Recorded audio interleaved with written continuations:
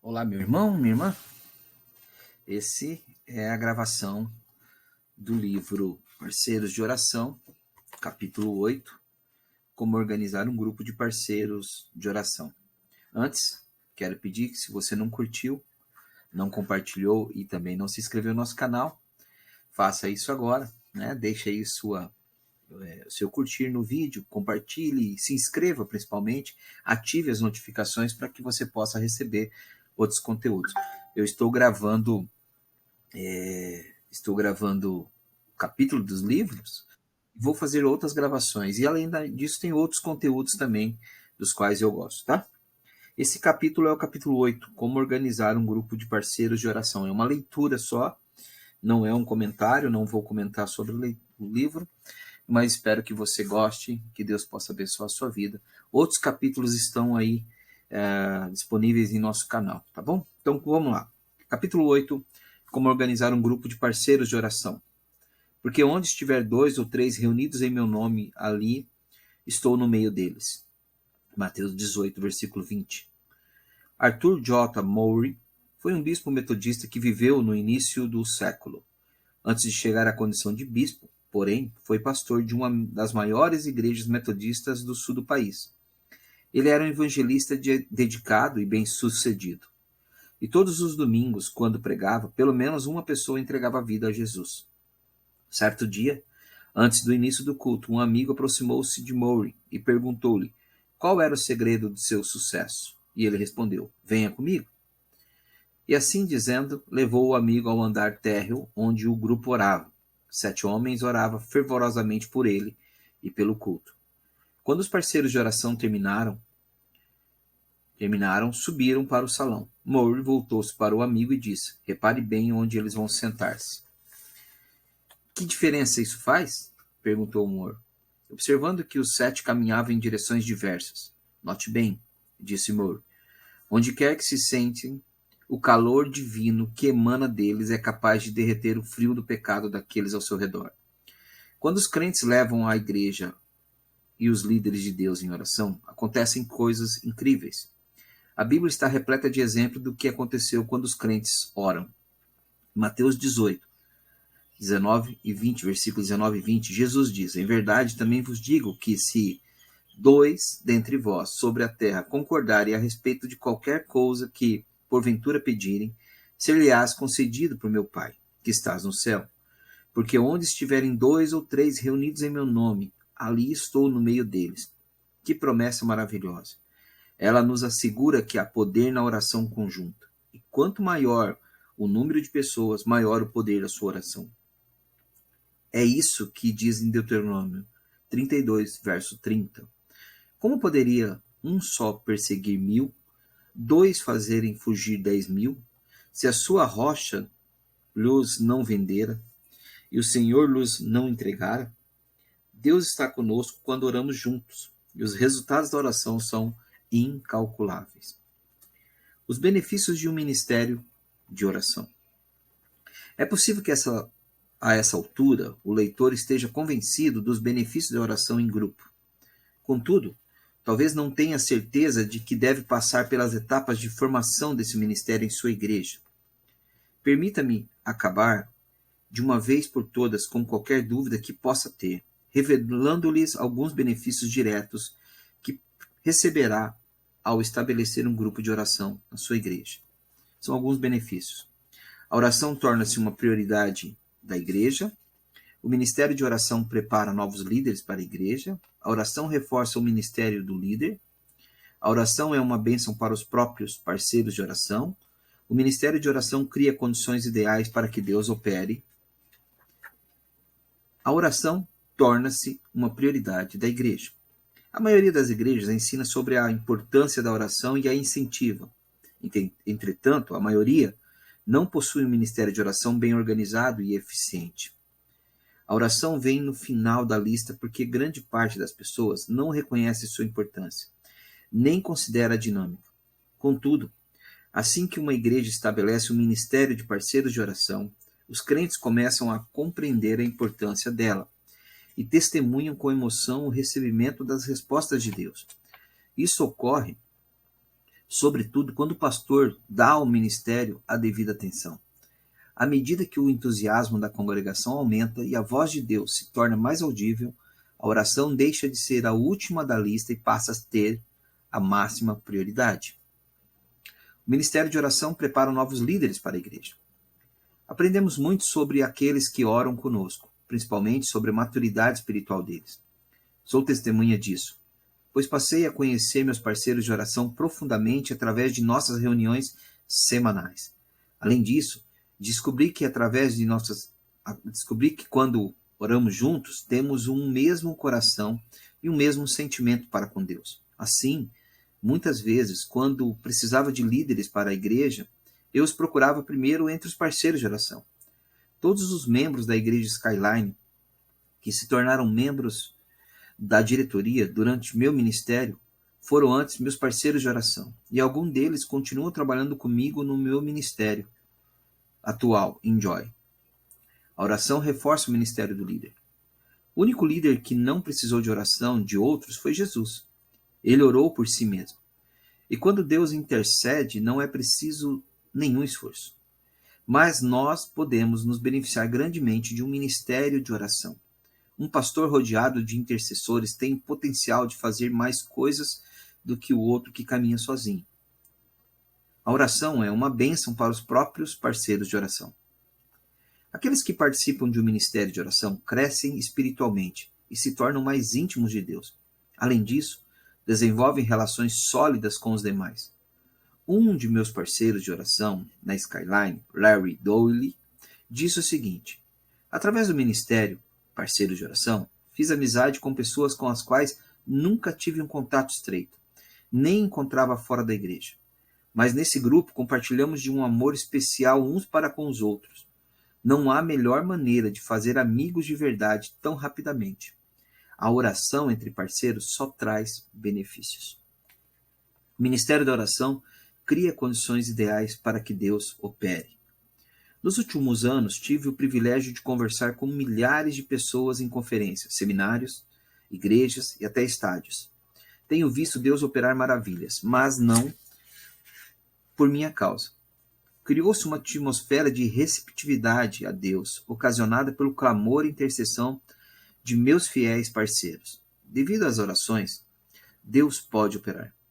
E essa cobertura de oração continua ainda hoje. Embora eu não tenha mais os 120 parceiros de oração na Skyline orando por mim, tenho mais de 300 parceiros orando por mim e pela Enjoy diariamente. E as bênçãos não param de chegar. Como estabelecer um ministério parceiro de oração? Como o exemplo de ministério de oração que estou citando é grande e poderoso, talvez alguém sinta que o trabalho é complicado demais. Na verdade, não é.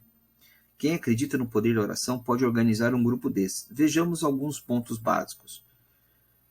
Primeiro, envolver o pastor no planejamento. Segundo, criar um plano de parceria pessoal entre o pastor e os membros.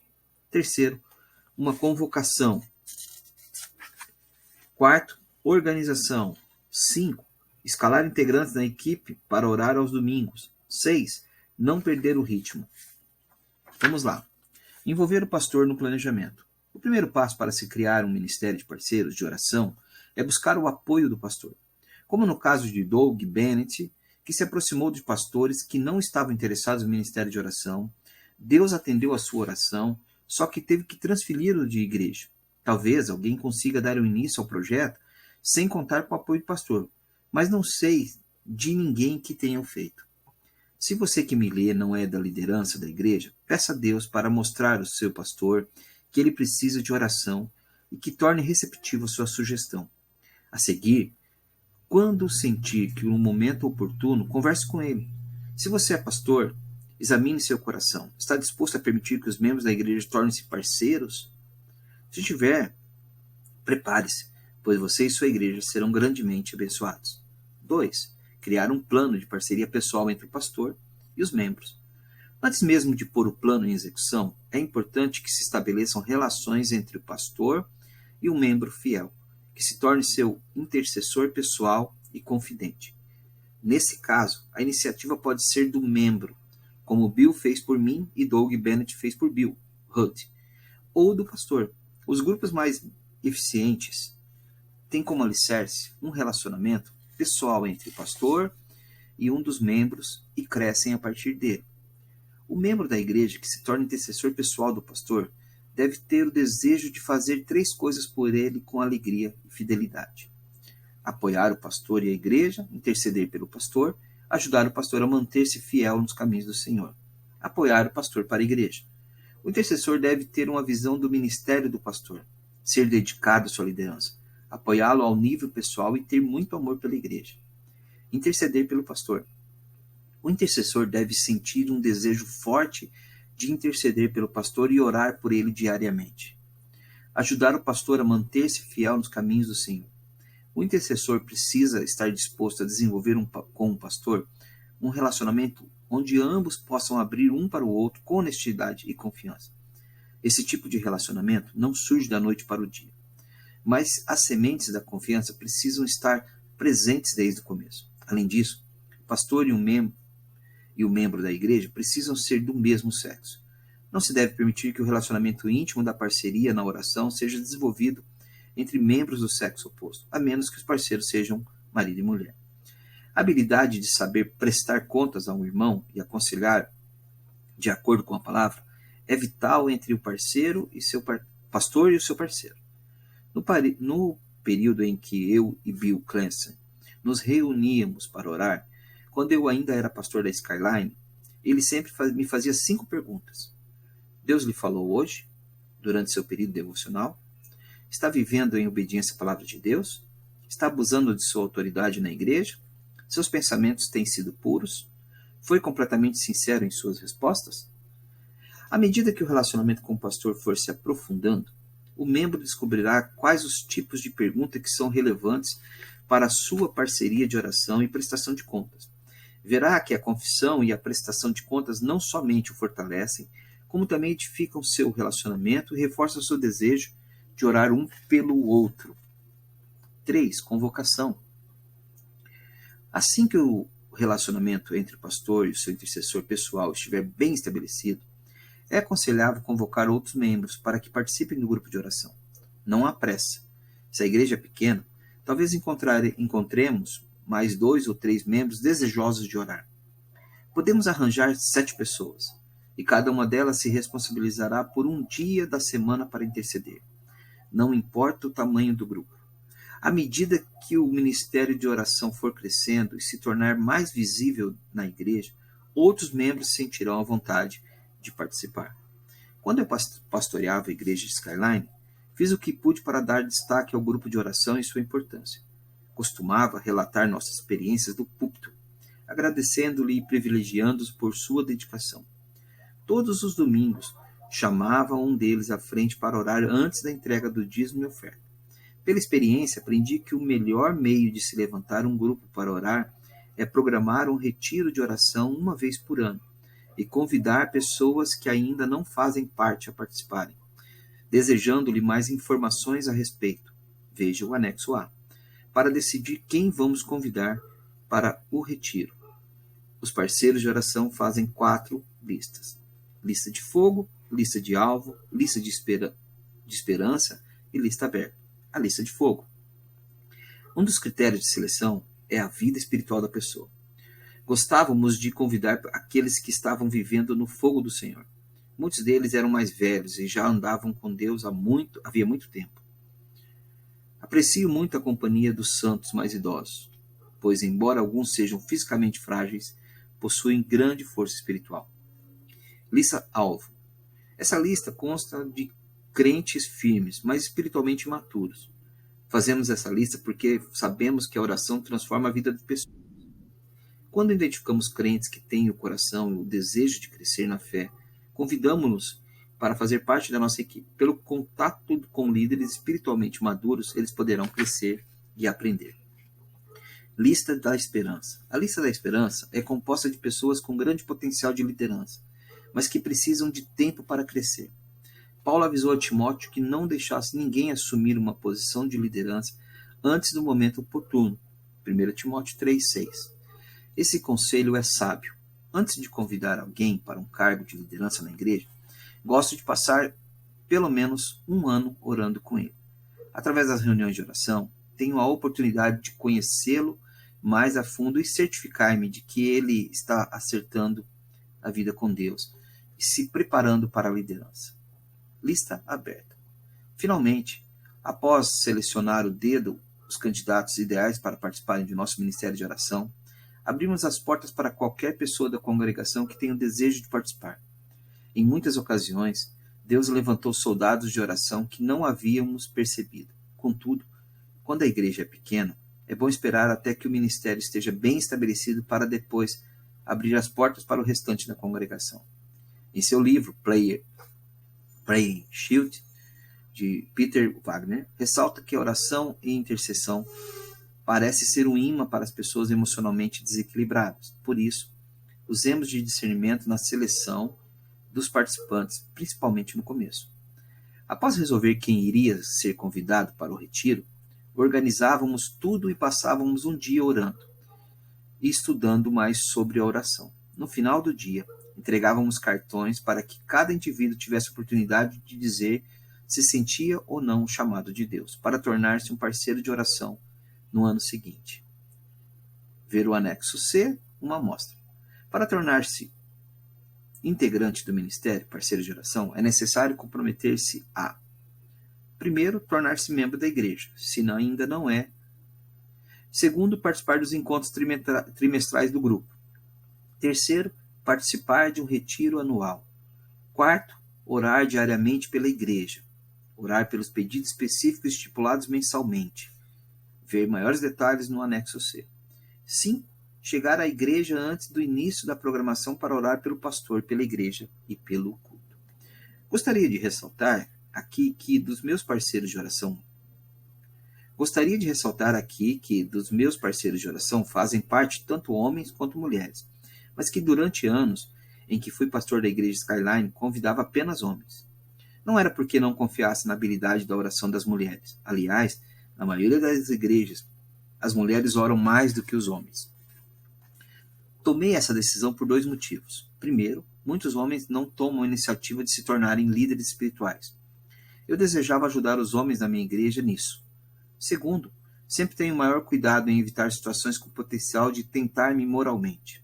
Eu não oro, não saio para jantar ou almoçar, nem nunca viajo com ninguém do sexo oposto, a não ser com Margaret, minha esposa. Espero que nem eu, nem qualquer dos parceiros do ministério venhamos a nos encontrar em situação delicada, ou numa posição em que possamos ser tentados. Pode ser que o irmão, ao formar um ministério de oração, sinta que não é necessário ficar restrito apenas a homens, ou apenas a mulheres. Mas se decidir que convidará membros de ambos sexos para fazer parte do ministério, seja prudente. Quarto, organização. Assim que reunimos um grupo de pessoas dispostas a orar, é importante organizar bem o grupo para que se possa tirar o máximo proveito da oração. Na igreja Skyline, a pessoa que se responsabilizava por isso era o coordenador do projeto. Ele cuidava da parte administrativa e fazia a conexão entre o pastor e o restante do grupo.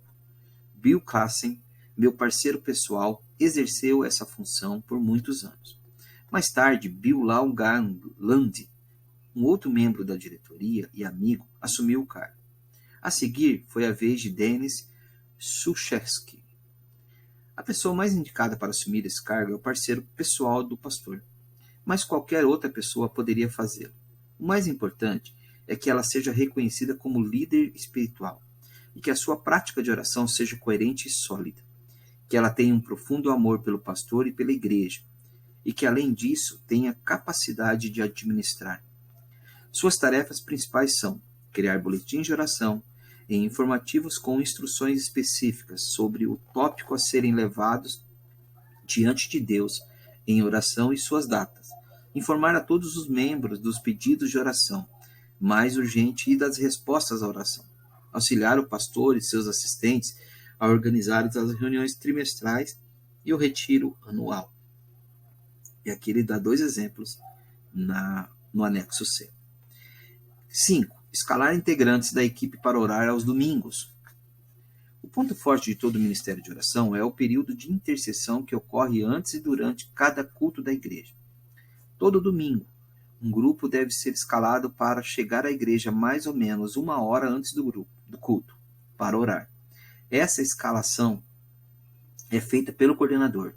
Uma vez reunido, o grupo de oração deve dar os passos seguintes: orar geograficamente, orar pelo pastor, orar durante o culto. Orar geograficamente. Durante os primeiros 20 minutos, devem pôr as mãos sobre os objetos do santuário, púlpito, pianos, bancos, tudo, pedindo a Deus que tudo seja usado para a sua glória e que ministre e abençoe a todos os presentes. Orar pelo pastor. Mais ou menos 25 minutos antes do culto começar, devem-se dirigir-se a uma das salas da igreja com o pastor, se possível ao seu gabinete, e orar por ele. Antes de iniciar, o pastor deve apresentar qualquer pedido que tenha e relatar-lhes a resposta de oração que tiver recebido.